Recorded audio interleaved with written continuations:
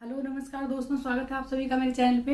देखिए, आज बात करते हैं उस शिक्षक भर्ती की जिसका बहुत शोर शराबा है और बहुत ज़्यादा चर्चे हो रहे हैं इसके, और रोज उसमें अमेंडमेंट हो रहे हैं। इतने अमेंडमेंट की इतने कि हमारे संविधान में भी आज तक नहीं हुए, जितने की रोज के हो रहे हैं।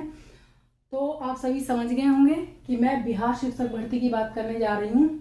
इसमें आज हम बात करेंगे कि कितने फॉर्म्स आए हैं, कितनी सीट पे कितने दावेदार हैं और मेरिट कितनी जा सकती है, और ये भी बात करेंगे कि क्या एग्जाम पोस्टपोन हो सकता है।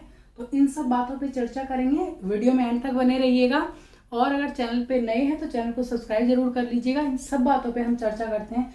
सबसे पहले हम बात करते हैं, देखिए मैंने ये सब पूरा लिखा है, ये लेवल है पूरा, पद लिखे हैं, फॉर्म्स कितने आ गए। देखिए पीआरटी में अब तक जो पहले वैकेंसीज तो आपको पता होंगी इतनी है, मतलब 80,000 के लगभग है पीआरटी में। तो इसके सापेक्ष में जो पद आए हैं वो है 8 लाख प्लस, 8.5 से भी ऊपर हैं, 8 लाख प्लस हम मान के चल रहे हैं, ठीक है।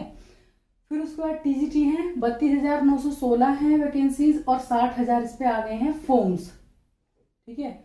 फिर है पीजीटी में इतने आ गए 57,602 पद हैं, और इसमें केवल 38,000 अभी मतलब अभी क्या लास्ट डेट हो गई है एक तरह से, बस इतने फॉर्म्स आए हैं इसमें। तो सबसे कड़ी टक्कर जो है, सबसे कड़ा मुकाबला है पीआरटी में, क्योंकि इसमें अदर स्टेट वाले भी एलिजिबल हैं और इनके भी।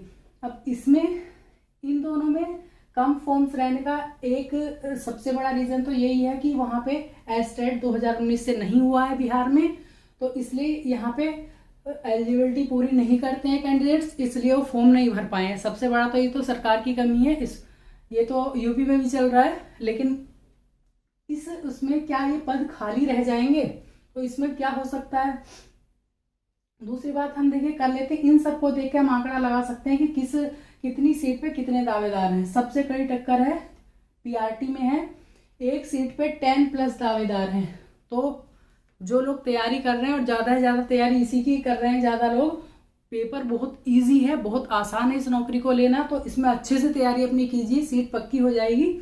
जिसने अच्छे से तैयारी कर ली उसका निकल जाएगा। इसमें तो 10 से ज़्यादा एक सीट पे दावेदार हैं इसमें पीआरटी में, क्योंकि वहाँ बाहर के लोग वैसे कम ही हैं, लेकिन अच्छी खासी संख्या हो गई है। अब आते हैं इसमें टीजीटी में 2 से कम है, लगभग 2 कह सकते हैं, लगभग 2 दावेदार एक सीट पे हैं।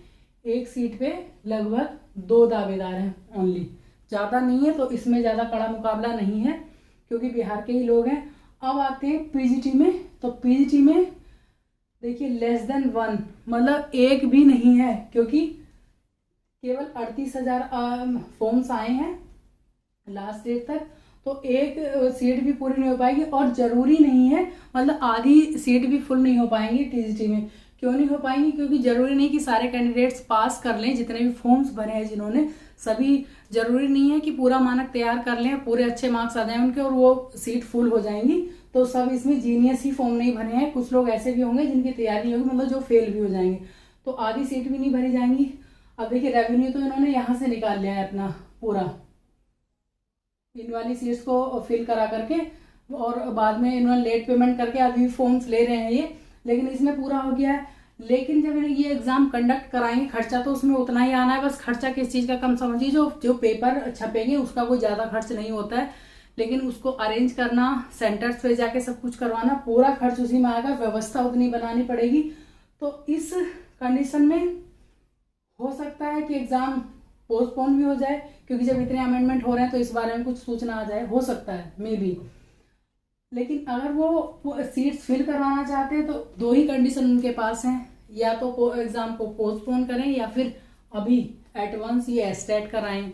तो दोनों ही चीज़ें पॉसिबल हैं। वैसे एस्टेट मुश्किल है इनका करवाना। अब आते हैं मेरिट पे। जब इतने कैंडिडेट्स हैं, सबसे पहले हम बात करेंगे पीआरटी की। देखिए मेरिट 2 चीज़ों पे डिपेंड करती है। एक तो करती है कि नंबर ऑफ कैंडिडेट्स, कितने कैंडिडेट्स हैं, और दूसरी डिपेंड करती है लेवल ऑफ क्वेश्चन क्या है। तो लेवल ऑफ क्वेश्चन तो मैंने देखा है ज़्यादा हार्ड नहीं है। जो बीपीएससी का टीचर वाला होता है तो उसको कोई भी पास कर ले जाएगा आराम से, अगर थोड़ा सा ही पढ़ लेते हैं। तो मेरिट जाने के चांसेस जो हैं 70 से 72 हैं, लेकिन आप 75 तक करके चलिए तो आप इस मेरिट में आ जाएंगे। अब जब मेरिट की बात होती है तो यहाँ जनरल मेल कैंडिडेट्स की बात होती है। हर जगह पे आप सब लोग समझ ही गए होंगे, तो और लोगों की इनसे कम ही रहेगी। लेकिन जो अदर स्टेट वाले हैं वो चाहे SC हैं, ST हैं, OBC हैं, वो अपने आप को इसी में माने। जो ये वाली मेरिट है 70 से 72 या 75 के बीच में, बस वो लोग अपने आप को SC ST या OBC में नहीं रख सकते हैं। ये केवल जनरल वालों के लिए, मतलब अदर स्टेट और जनरल वालों के लिए है। और नीचे की जो इससे नीचे ही मेरिट जाएगी तो आप उसको खुद समझ सकते हैं कि नीचे ही जाएगी। तो आप लोगों को जो SC ST या OBC भी हैं उनको तैयारी अपनी कम से कम 70% मान के चलेंगे, तब 65 होगी या 60 होगी। तो यही आंकड़ा था आप लोगों को। और वीडियो अगर पसंद आई तो लाइक जरूर कर दीजिएगा। मिलती हूँ फिर नेक्स्ट वीडियो में, तब तक के लिए नमस्कार। तैयारी करते रहिएगा।